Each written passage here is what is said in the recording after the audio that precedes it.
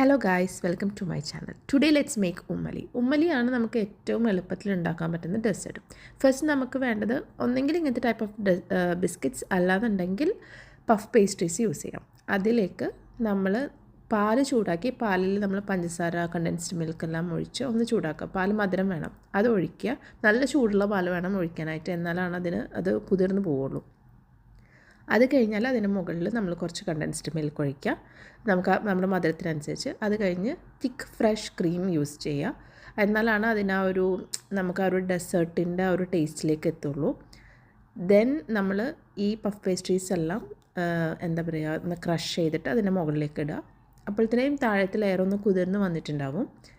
അതിൻ്റെ മുകളിലേക്ക് നമ്മൾ വീണ്ടും കുറച്ചും കൂടെ പാല് ഒഴിച്ചു കൊടുക്കണം. അപ്പോൾ പാൽ അത്യാവശ്യം നല്ല അളവിൽ നമ്മൾ എടുക്കണം. കാരണം ഇതിൻ്റെ ഒരു കൺസിസ്റ്റൻസി എന്ന് പറഞ്ഞാൽ തന്നെ നമ്മുടെ ഒരു സെമി ലിക്വിഡ് കൺസിസ്റ്റൻസിയാണ് വരിക. അപ്പോൾ നല്ലോണം പാൽ ഒഴിച്ച് കഴിഞ്ഞാൽ ഇത് നന്നായി കുതിരും. അപ്പോൾ നമുക്കൊരു വേറൊരു ടൈപ്പ് ഓഫ് ഡെസേർട്ടാണ്.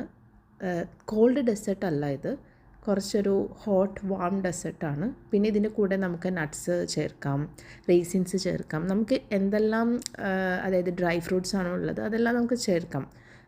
കുറച്ചും കൂടെ വേറൊരു ടൈപ്പിൽ കഴിക്കണം, അല്ലെങ്കിൽ കുറച്ചും കൂടെ ക്രഞ്ചി ആയിരിക്കണം എന്നൊക്കെ തോന്നുകയാണെന്നുണ്ടെങ്കിൽ.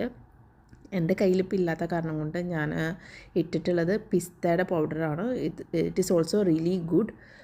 എന്നിട്ട് നമ്മൾ ലാസ്റ്റ് ഗാർണിഷ് ചെയ്യാം, നമുക്ക് ഇഷ്ടമുള്ള പോലെ ഗാർണിഷ് ചെയ്യാം. അത്രയേ ഉള്ളൂ, നല്ല എളുപ്പമാണ്. എല്ലാവരും ട്രൈ ചെയ്ത് നോക്കാം, ഡെഫിനറ്റ്ലി എല്ലാവർക്കും ഇഷ്ടപ്പെടും.